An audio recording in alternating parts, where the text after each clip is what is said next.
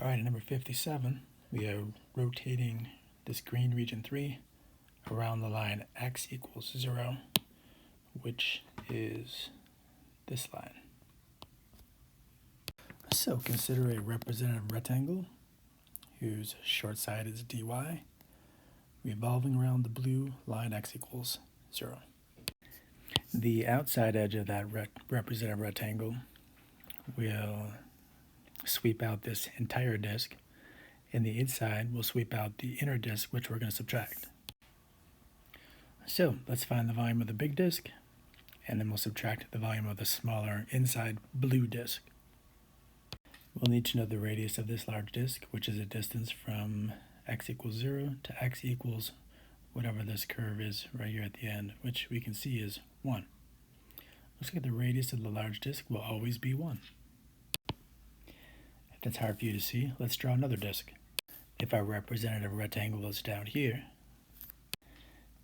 well, the radius of that outside disk is still the distance from 1 to 0, which is still 1.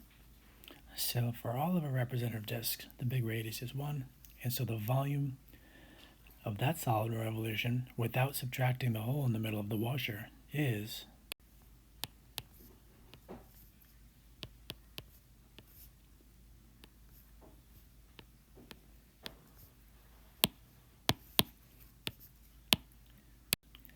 the area of the circular base, pi radius squared, times the height, which is dy. We'll accumulate that as y values go from y equals 0 to y equals 1.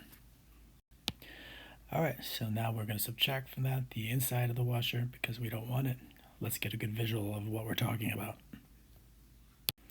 We're only rotating this green region, so at this edge of the representative rectangle, that radius will sweep out this inside, which is not part of the green region, so we want to subtract it, and that will leave us with the area, the volume of the washer.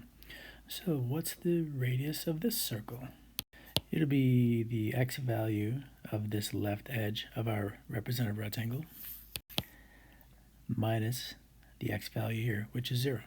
And the x value of that is the x value of this curve, which is y equals x squared, but we need the x value of that curve. So if y is equal to x squared, the x value of that curve is the square root of y. And we're in quadrant 1, so it'll be the positive root of y.